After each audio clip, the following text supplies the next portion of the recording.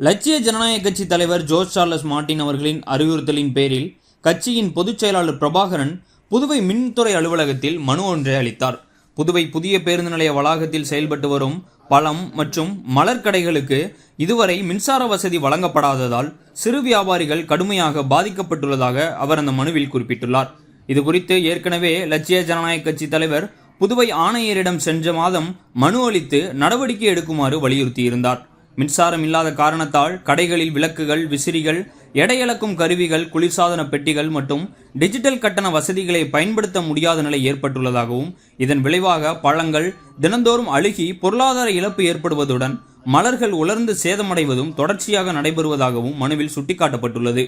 மேலும் அதிகாலை மற்றும் மாலை நேரங்களில் கடைகள் முறையாக செயல்பட முடியாததால் பேருந்து நிலையத்தை பயன்படுத்தும் பொதுமக்களுக்கும் பெரும் அசௌகரியம் ஏற்படுவதாக கூறப்பட்டுள்ளது. இது ஒரு முக்கியமான பொது போக்குவரத்து நிலையத்தில் காணப்படும் கடுமையான நிர்வாக குறைபாடு என தெரிவித்துள்ளார்.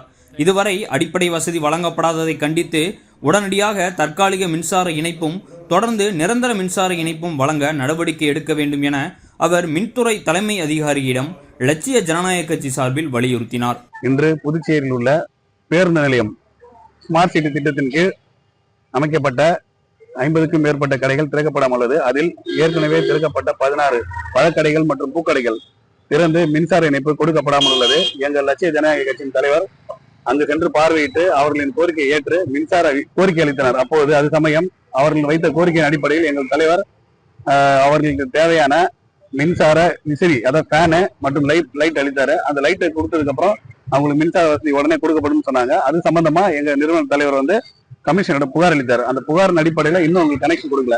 அது சம்பந்தமா இன்று மின்துறை அதிகாரியான சூப்பரண்ட் அவரிடம் புகார் மனு அளிக்கப்பட்டது. அவர் உடனடியாக நடவடிக்கை எடுக்கப்பட்டது வாக்குறுதி அளித்துள்ளார்.